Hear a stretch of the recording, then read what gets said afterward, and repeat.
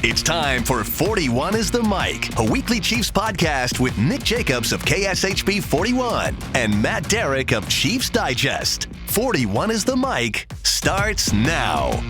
Yes, everyone. It's a second episode of 41 is the Mic in your podcast feed this week. I mean, if that's not a Christmas, New Year's miracle, I don't know what it is. I'm Matt Derrick from Chiefs Digest alongside Week 18 schedule enthusiast Nick Jacobs from KSHB 41. Nick, I mean, you are truly the gift that keeps on giving. No, this podcast is 2 in 1 week. My goodness, Matt, we must have a lot of free time on our hands. Surprisingly, I don't think we actually do have a lot of free time on our hands, but, well, I guess it is a December to remember. So I guess when you have a mini bye week, you do have free time on your hands. Yeah, you got to remember it for 2 more days. I mean, we've had 2 podcasts, 2 Q&As. We'll have another Q&A before the new year. I mean, I don't know. I think people are going to get tired of us sooner or later, but the numbers keep saying that they're not. So we are going to be like a Jelly of the Month club and keep on giving. That's right. Good grief. Who knows what's going to happen during the bye week? I mean, yeah, I don't know. We'll see, because I don't know. We'll see on that one, because I don't know what shows I will or won't be doing during that one. Well, when the Chiefs do get their bye week during AFC wildcard weekend, the Chiefs fans will be sitting back watching they are going to possibly play, but we're still trying to figure out who's going to be in the playoffs, Nick. I mean, the AFC does have 6 of these 7 spots nailed down. There are a couple of seeding questions that are still remaining out there. Ravens and Steelers still have to decide the AFC North, although that's certainly in the favor of the Baltimore Ravens right now. They are the front runners for that. Mm-hmm. The Chargers punched their playoff ticket on Saturday, but the last spot is still remaining because Denver Broncos couldn't finish the job on Saturday against the Cincinnati Bengals. They're still the front runners for that 7 seeds, Nick, but it's still up in the air because there are 4 teams still alive for that spot. Yeah, we'll get to the Broncos Bengals game. I'll have some thoughts on that and this thing called mismanagement that happened that put that game in 2 different ways. But yeah, no, you're right. The Bengals, Colts, Dolphins, as of this recording, still are potentially alive. And if the Colts and Dolphins both go 1-1, and then the Bengals win next week and the Broncos lose, then that turns into, the Bengals being the 7th seed. So yeah, the Broncos had a chance to close out the AFC in terms of who was going to be in, just a matter of, like you said, some seeding issues of who's going to be the AFC North champion, then who's going to be 5, 6, and 7.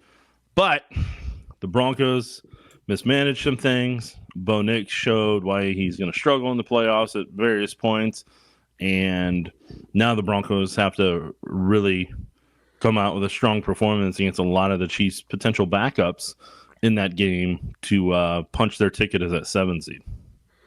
Yeah, I mean, the Bengals need everybody to lose. I mean, it's the Broncos win against the Chiefs and they're in. And we'll talk about what kind of lineup the Broncos might be facing against the Chiefs next weekend. But they obviously have the easiest path in because they're in 7th spot right now. They win, they're in. Cincinnati needs a lot of help because not only do they need the Broncos to lose, but they need the Colts and the Dolphins to also each lose a game, which is obviously certainly possible. I mean, odds are it's going to be the Broncos. I mean, that's going to be the most likely. If it's not the Broncos, then the Bengals can do it, but they need a lot of help. And in the AFC, I mean, that's basically it. Everything else, I mean, Buffalo is believed locked into the 2 seed. Chiefs are the 1 seed, clearly, obviously. Baltimore or Pittsburgh, likely Baltimore will be the 3 seed. Houston's going to be the 4 seed. I mean, there's not much movement there is going to be. So we kind of know what the picture is going to look like. It's just the last team to slot in there. I mean, what do you expect? Do you think it's going to be the Broncos that get that spot, or how do you think it's going to shake out? Yeah, I mean, I think the Broncos, but I think the Broncos with everything against them next week, I think they have a good shot of being able to pull out that win. But I mean, hey, the Chiefs backups may decide, no, not today.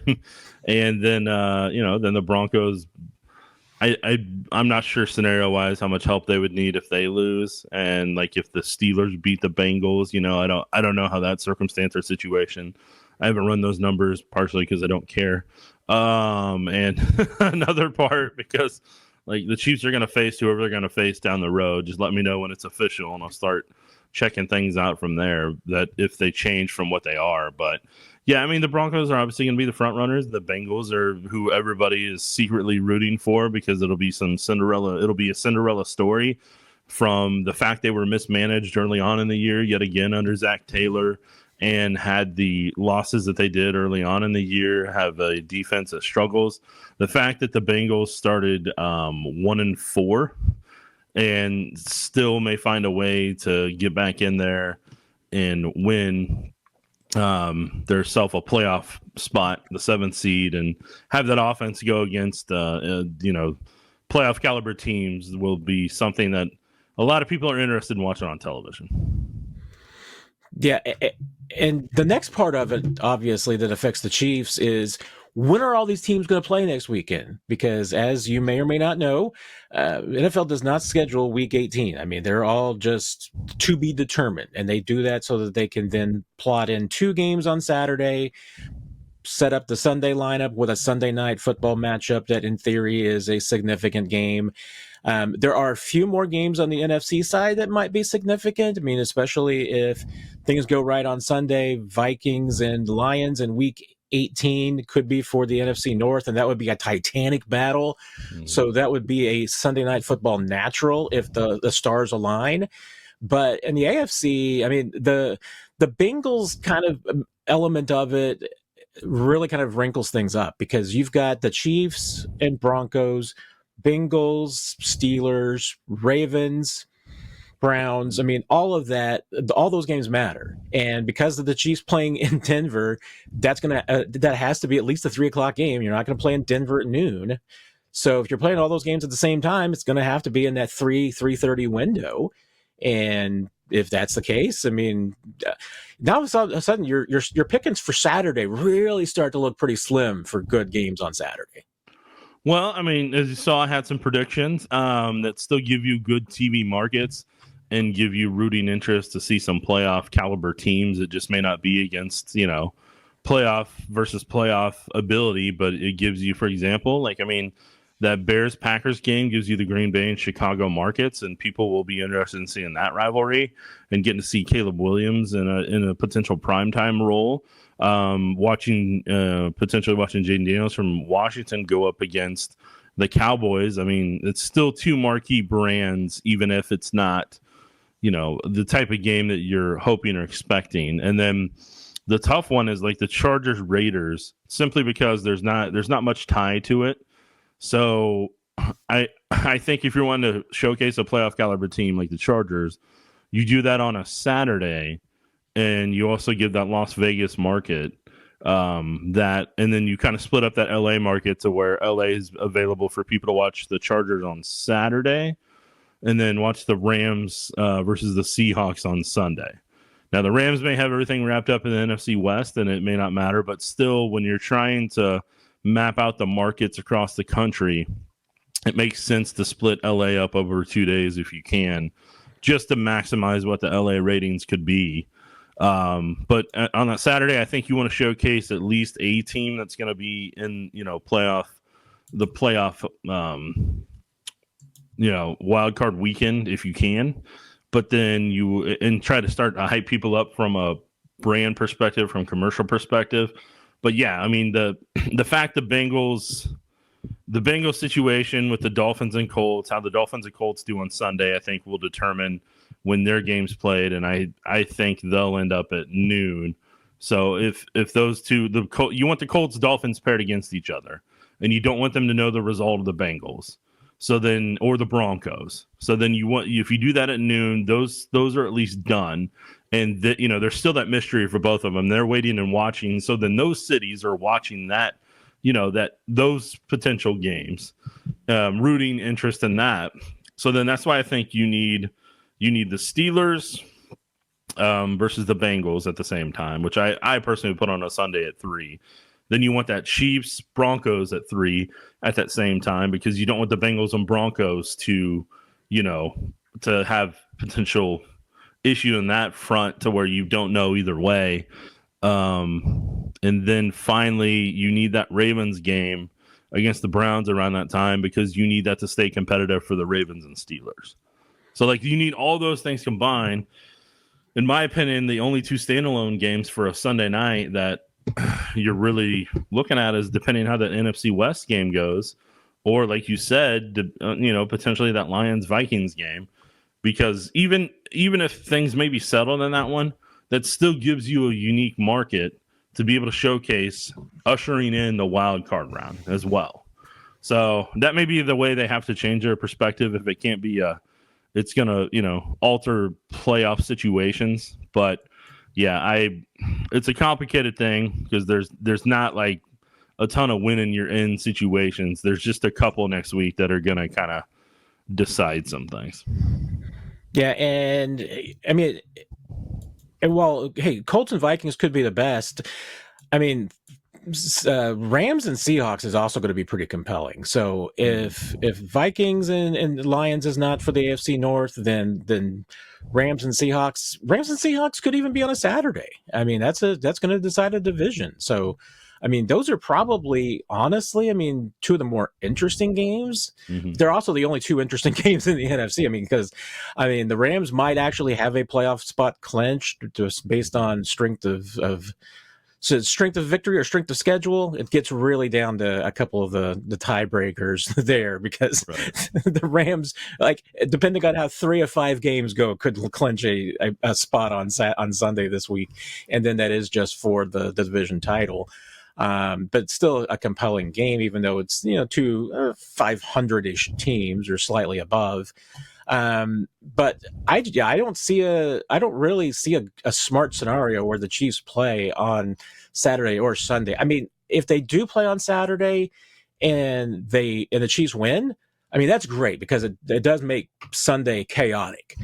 But if the Broncos win, there's no drama on Sunday. Right. So, and you can't have that. You're trying to keep maximum eyeballs on as many games as possible. Yeah.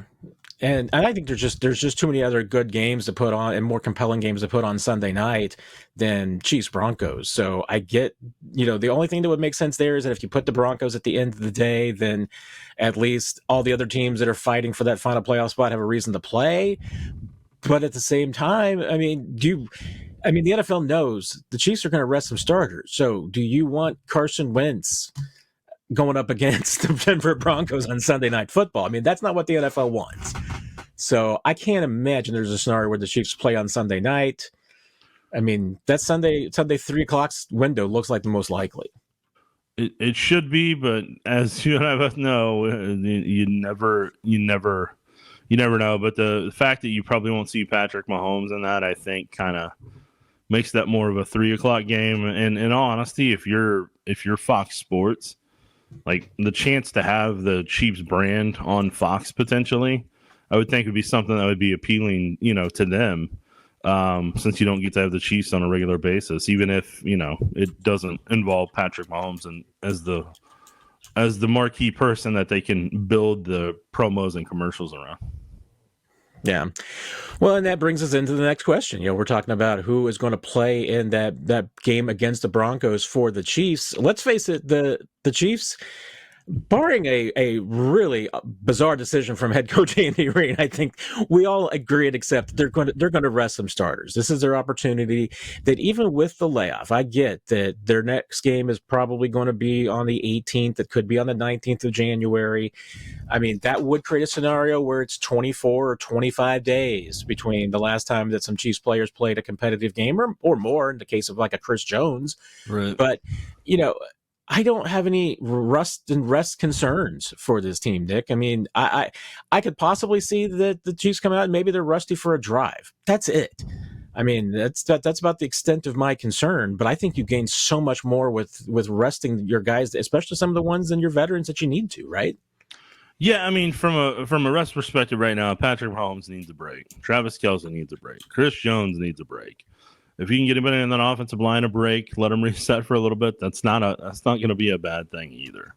And then, all honesty, Brian Cook probably could use a couple weeks of just kind of healing up from just seeing if he can kind of be able to push himself come playoff time after having played on that ankle and, working his way through what he had over a year ago with that injury.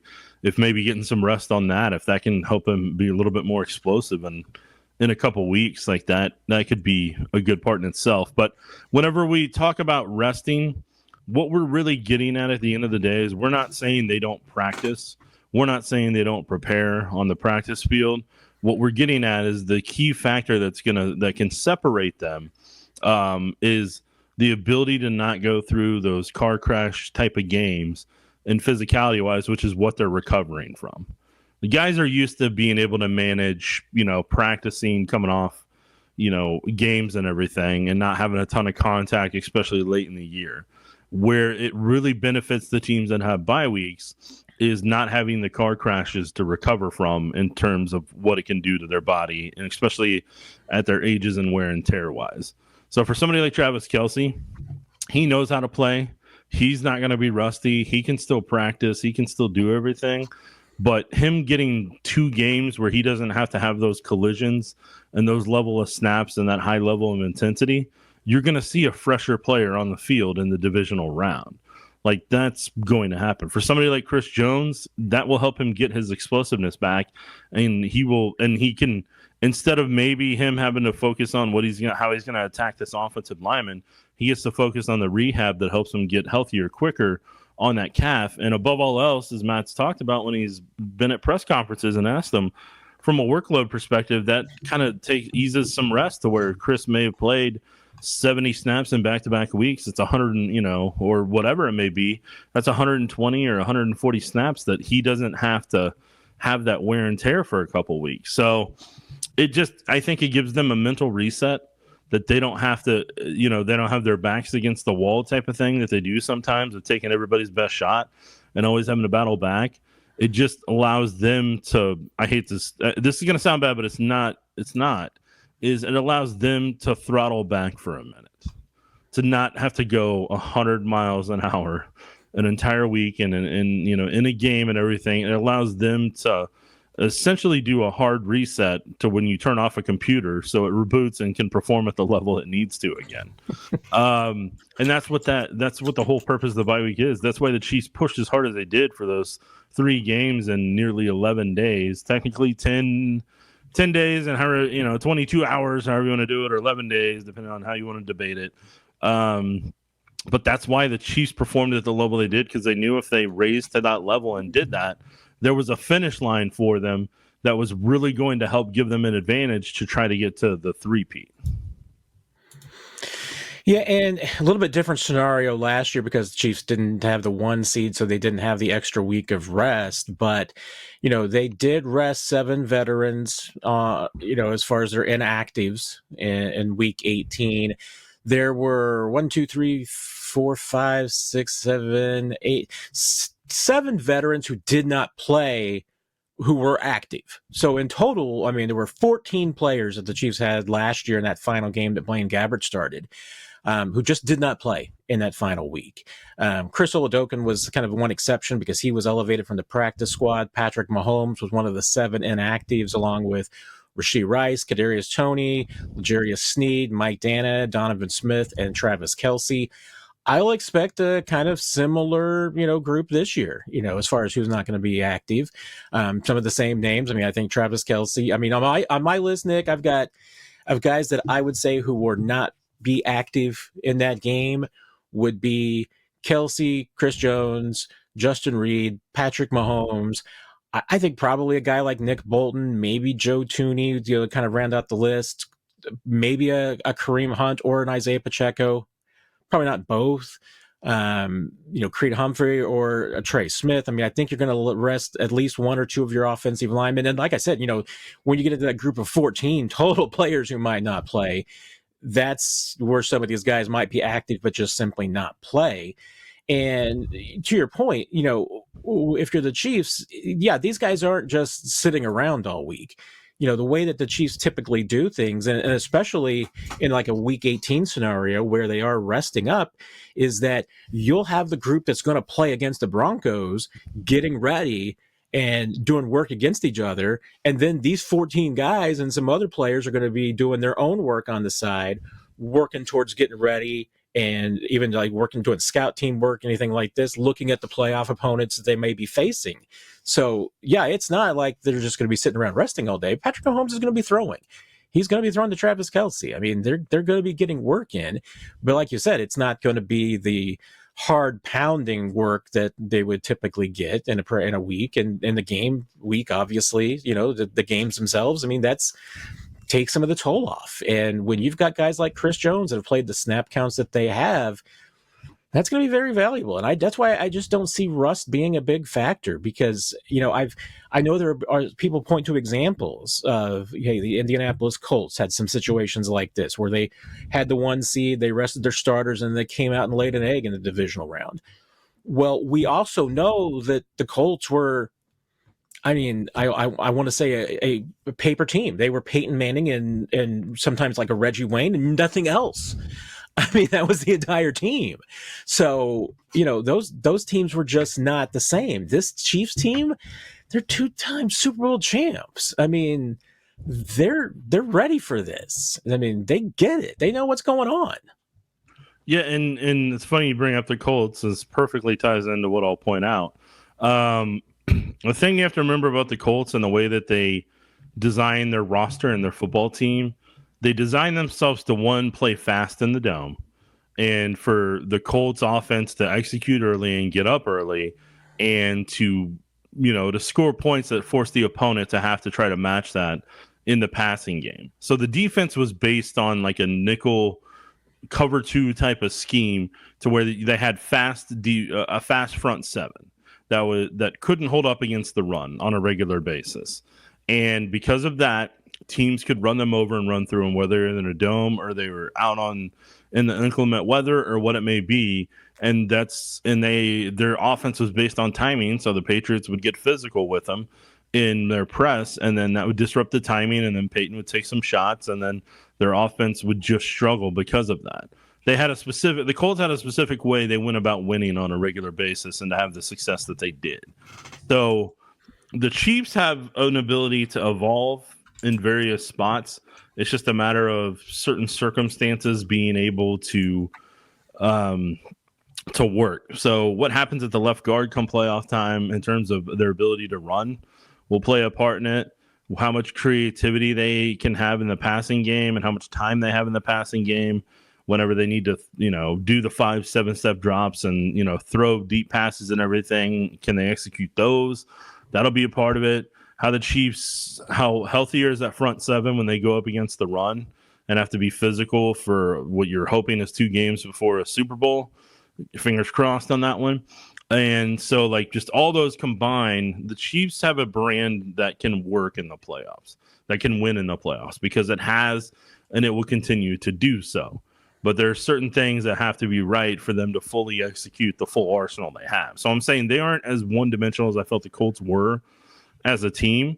Now, the team in the playoffs that matches a lot of who the Colts actually are is the Buffalo Bills. The Buffalo Bills have a similar defense that they try to build on speed, that will struggle against the run.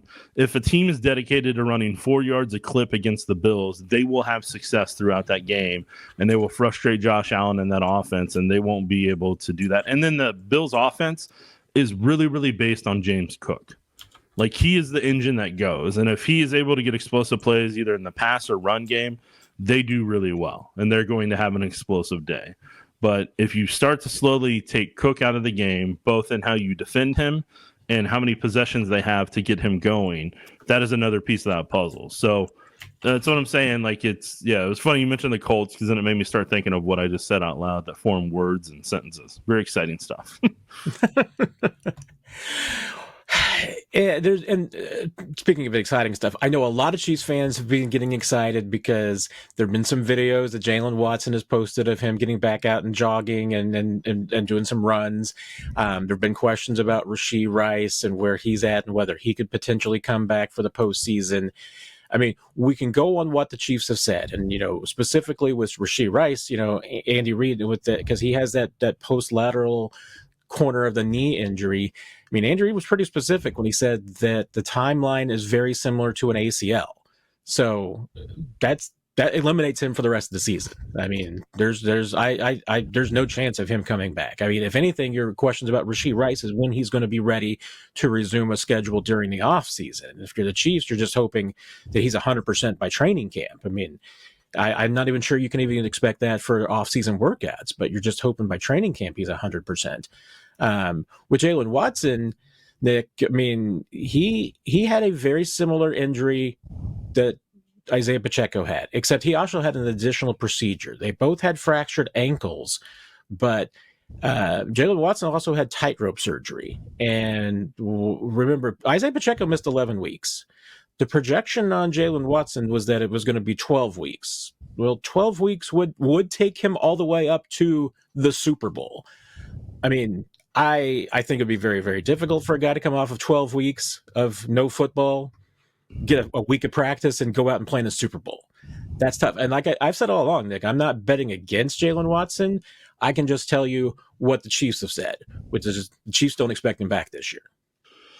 Yeah, and so what I'll say in this front end is that I understand the videos he's posting and the tweets that he puts out there, and every single time you attach all of us to it as Chiefs media members, it doesn't mean we haven't seen it. It's just most Chiefs media members have already checked on the thoughts of people tied into it that have much better knowledge about the medicals and the timelines and things of that nature, and that's why you get the message that you do out there.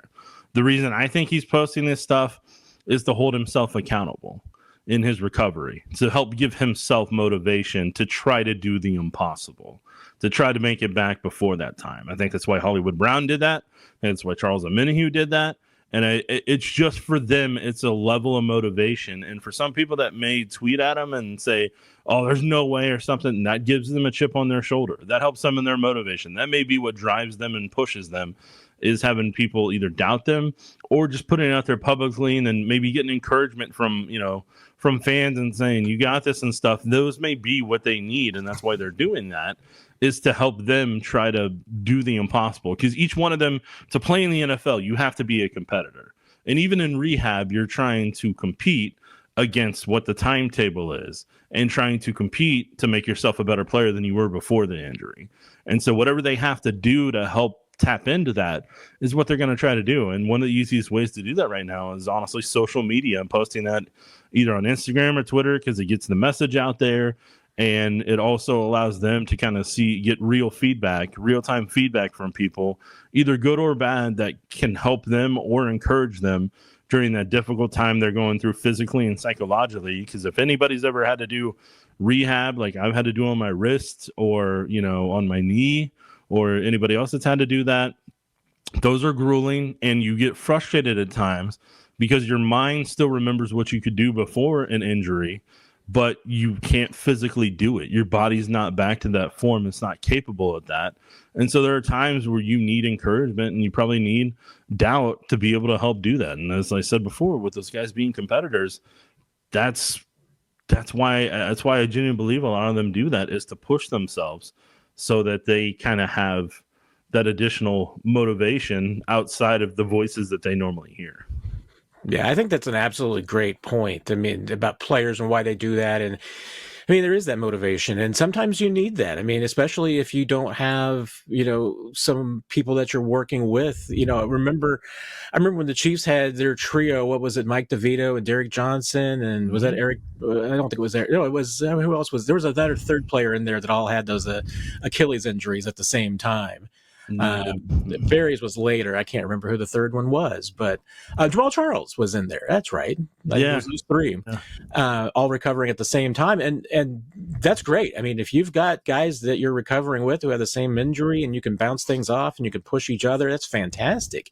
If you're doing it against yourself, yeah, I mean, it definitely helps to be able to hold yourself accountable and get support. And if Jalen's doing that, that's great. I mean, I think of it from the football standpoint and, what you're watching for and what you're looking for. And, one of the, obviously the upsides of the tightrope surgery that you hear so much about now for high ankle sprains. I mean, Mahomes had it a couple of years ago after the season was over when he had that high ankle sprain, is that it does help you recover more quickly, and it helps you be able to start running and staying in shape more quickly. But, if you're watching these workout videos from players who are coming back, straight line running doesn't show you much. It's when players are cutting. That's when they get the clearance. That's when you can start getting excited to me and say, okay, let's see when this guy might be back, because maybe it is going to be close once they can start making cuts and doing those kind of things. And we've seen that, when you've seen players in off-season videos post that, when they start cutting, that's when you start feeling pretty good. Right. Yeah. Well, I'm intrigued for one more question for you, Nick, because let's do it, Matt. You hinted that you have some strong feelings about some football that happened on Saturday. Yeah, and I'm intrigued because I had some conversations last night after these games of people who had some very strong feelings about the game management between the Broncos and the Bengals. Just first off, like, the amount of mismanagement they had in the final, 2 to 4 minutes of the fourth quarter and then in overtime, just fascinating to me on both sides. Because one, with the Broncos, like, for Bo Nix to tie that game, before that, the Bengals, whenever they went about what they did there, I'm like, why are you trying to, I don't know. It just, like, the Bo Nix one, what fascinated me about that is, like, it's 4th and 1. You do like a Hail Mary type of play to where you roll out to your right and throw off your back foot into double coverage.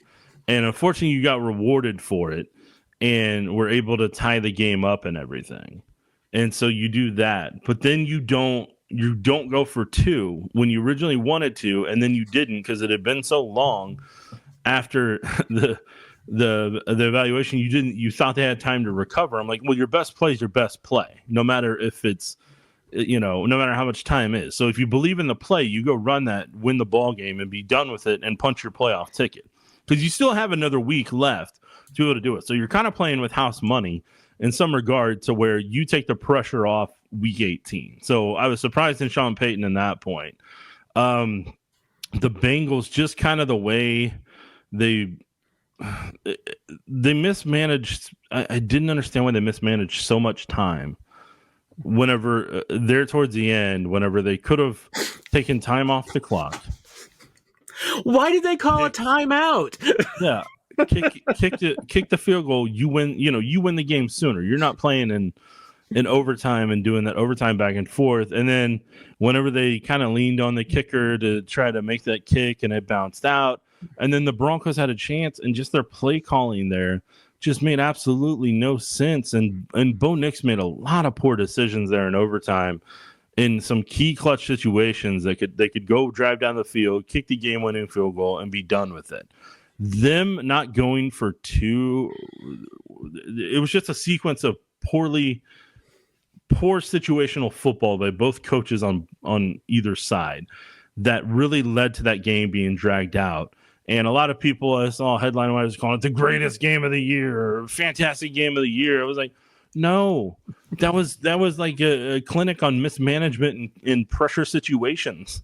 And so, like, that's a thing where, like, I saw both those teams. I was like, guys, these are the equivalent of playoff moments right now, and both of you are doing awful in this.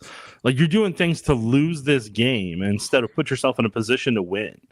And so that's why I don't have a ton of faith in any one of those teams when they get into the playoffs, because I'm like, man, they're going to go up against a lot of coaches that are better managers of the time and situation that's going to take advantage of those in the way that a rookie quarterback like Bo Nix wasn't going to. Because when it's 4th and 1, instead of just going to convert the first, you throw up, like, you're trying to be a legend and throw off your back foot and everything like that for a double coverage touchdown. I'm just like, okay, yes, you got rewarded there, but, like, sometimes you got to live to play another down. And that's something that Patrick Mahomes had to learn over time, and that's something that Bo Nix as a rookie clearly has to learn throughout that game. And it burned him a handful of other times. I mean, he could have taken off running to convert or to give themselves a better down and distance to convert, and he made some throws that he made, and they were short or wide or whatever. I'm like, all right, dude, whatever, man. Yeah, in the last 4 minutes of regulation and through overtime, I went back and forth, I think 4 times between, hey, you know what? Bo Nix might be for real. Wait, no, he's not ready yet. Oh, wait, Bo Nix might be for real. No, he's not ready yet. Went back and forth. And I mean, and the Bengals, to me, it's the great example of, like the Angels with Mike Trout and Shohei Ohtani. I mean, you get these games where it's like, okay, Joe Burrow throws for 375 yards and 4 touchdowns and becomes the first guy to do this with no interceptions, since 1928. And Jamar Chase catches 6 passes for 159 yards and 3 touchdowns. And the Bengals lose 42-35. I mean, this is the kind of stuff that we get with this team. Chargers also had a big win. They rolled over the Raiders on Saturday. No, I would hope they'd roll over the Patriots because excuse me. No, you're fine. I would hope they'd roll over the Patriots because the Patriots are an awful team that has already given up on the season. And then once Drake May went out for a little bit, you're like, all right, the Patriots have packed up for the day. They don't care, and they don't even know if their coach is going to be back next year. So I was like, they're like, okay, whatever, guys. The Denver I'll go back to the Denver Broncos real quick, and I'll go back to I'll move forward to the Chargers. The Broncos have given up 34 and 30 in back-to-back weeks with their secondary. That's something that it'll be interesting to see because see, here's the thing that people should keep in mind. This upcoming Sunday is a payday for Carson Wentz. If he wants to go be an NFL starter, if he wants to have another home next year with a lot of quarterback needy teams and to find his forever football team, then he needs to have a strong showing in Denver against the Broncos secondary that's got 30 hung on him in back-to-back weeks. And this is also a week that for potentially for some of the Chiefs coaches, if Andy Reid is really wanting to kind of let some of the younger coaches put a game plan together and kind of showcase themselves, this is a good week to let those coaches do that and work with that and kind of, be able to have that there on the resume of them being the ones who truly put the game plan together while you give hopefully Andy Reid and any other coaches kind of time to start working on playoff opponents and what they kind of want to lock in on some of their packages over the next couple of weeks and kind of potentially do that. So behind the scenes, this may be what I call a delegation week where you delegate some opportunities for some coaches to grow and kind of really put themselves in a position that maybe they're not normally in, more so responsibility wise, and give them that opportunity like you could in a preseason game. And then, the other people delegate the fact that they're working on the upcoming potential playoff opponents. And the beauty of it is for the Chiefs is they get to look at every one of the teams that they're potentially going to play because they already played them. So, okay, they defended if you're coaching, go through that process. Okay, they defended us this way on third downs. This is what they did when they saw this formation. This is what they did when they saw that formation. And then how did the corners do against this? What type of pass rush did they bring? On this down and distance, did they do the TE stunt? And then they get to kind of scout. So, you're not just going flying them blindly. You're going what they did against you. And then you can go back throughout that season or the past 5 games or however long ago it was you played. How did they evolve based on those down and distances when they saw this or that? So, this is an opportunity to do a truly Jacques Cousteau exploring the ocean and really kind of exploring coaches' film, what the opponents may or may not have. But, yeah, in terms of the Chargers, look, Herbert, the Chargers knew it was a stake, and they were going to be ruthless about it, and they were going to be precise about it. And Harbaugh had the guys motivated to where they treated it. They were as efficient and as effective as they needed to be and to have that game in hand as quickly as they did and kind of slowly bring J.K. Dobbins back into the mix, which is a big part of their offense. Him and Ladd McConkey, those are what make that offense go. outside of Herbert just being able to make some fantastic throws whenever he can't get the ball to them. But long term, make no mistake, the Chargers need more at receiver and at tight end. And when they get that, that's when that offense is really going to truly take that next step. Just like whenever they start to invest and get younger and faster in their front four, that's when you're really going to see this Chargers team take off. It won't be this year, but in the next 2 off seasons, when they accomplish that, I'm telling you, like Harbaugh will have them strongly competing against the Chiefs in terms of the winner of the AFC West, and even potentially the Chargers trying to compete for a Super Bowl. Yeah, they're going to be nothing but trouble going forward. You inspired me. I want to make out one point about yesterday's action, that if you're a Chiefs fan, you want to be, feeling pretty good. There was all the talk this week about Jamar Chase and Patrick Surtain in that matchup. Jamar Chase had 9 catches on 15 targets. That's Joe Burrow. Man, he loves Jamar Chase, and for a good reason. 9 catches, 102 yards on those 15 targets. Jamar Chase against Trent McDuffie, 4 catches, 5 targets, 35 yards. Mm-hmm. I think Trent McDuffie won that battle. So yeah, no, I mean that. And the transitive property of Trent McDuffie versus Patrick Surtain. Yes. Sorry, I'm looking up a stat. I'm curious to see now on something. You've opened my mind to be curious. That's what we do here on 41 is the mic. All right, we open minds.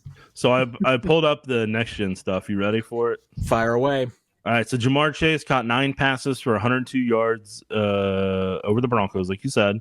He was facing Patrick Surtain on 43 of 56 routes. So 76% of his routes were against Patrick Surtain. Chase caught 3 of 6 targets for 27 yards, the second most yards Surtain has allowed to single receiver this season. That's actually pretty impressive. Wow. And Jamar Chase had 6 catches for 75 yards against all other Broncos defenders. But I love that Patrick Surtain, when it's like he gave up 27 yards, the second most of Patrick Surtain's year. Now here's the kicker, and this is where Chiefs fans need to be mindful of for them when they play the Broncos. Riley Moss was targeted 14 times. This is per next gen stats. Riley Moss was targeted 14 times, allowing 11 receptions for 125 yards and 2 touchdowns in his first game back from injury against the Bengals. All team highs. Moss lined up against T. Higgins on 25 snaps using press coverage 60% of the routes. Higgins caught 7 of 8 targets against Moss for 101 yards and 2 of his 3 TDs. Higgins also caught 6 of his targets against press coverage for 100 yards. Interesting stuff there, Matt. Yeah, T. Higgins just kind of had a field day yesterday. T. Higgins had what I like to call pay this man his money game. That's what he was after. Whether it's going to be in Cincinnati or, I don't know, Chargers or somewhere else next year. Charge him somebody like T. Higgins with Herbert and Ladd McConkey. I'm just fully accepting that may be a reality next year. That would be a nightmare for the AFC West. It would make things interesting, though. It's I mentally want to help people brace for that potentially happen. And what do you say? Iron sharpens iron, Nick. Yeah, as long as you have the right type of iron to go against that iron that's going to sharpen it. You need to clone Trent McDuffie in the offseason. Well, it'll be interesting to see what the Chiefs do. But, hey, still got this year in the playoffs to worry about in the meantime, and to see if the Bengals sneak their way in, or if it's the Broncos, or is it a mystery team from the AFC East or AFC South by the name of the Dolphins or Colts that magically get it done. And by the time half of you listen to this, you may already know that answer. But you may already know that answer. We don't know now. And you do know that when the Chiefs do play, I'm pretty confident. I mean, there's still some scenarios where it could happen, but more than likely, when the Chiefs do finally play, it's going to be against a team that they've already seen this year. Yes. Yeah, even if it's the Bengals, they play the Bengals in week 2. So they've already played every single team minus the Colts or Dolphins. And I think the Colts and Dolphins. I think it's going to be the Colts or Dolphins. I think the Colts and Dolphins got tough roads to get that to happen. They got to draw some inside straights, and I don't think that's going to happen. You and your poker scenarios. I know. I've apparently been playing too much poker during the bye week. The mini bye. Well, at least you've been productive with your time. It's half the battle. There you go. All right, everybody. I guess Nick and I haven't talked about our schedule, but we keep talking about like there's going to be a Q&A on Tuesday on New Year's Eve. So I don't know. It'll be early if we do it.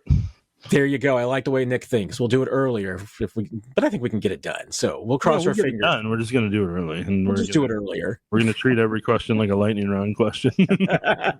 I like the way Nick thinks. So there you go. We'll definitely see you on Tuesday. We will see you on 41 is the mic after whenever the Chiefs play in Week 18. We know they're going to be playing against the Denver Broncos, and we know they're probably going to be a lot to talk about with a lot of backups in that game and see what we learned. So looking forward to that. Everybody have a great week, and we'll see you for Q&A on Tuesday, and 41 is the mic next weekend. Bye-bye now. You've been listening to 41 is the mic, presented by KSHB 41, your home of the Chiefs and Chiefs Digest.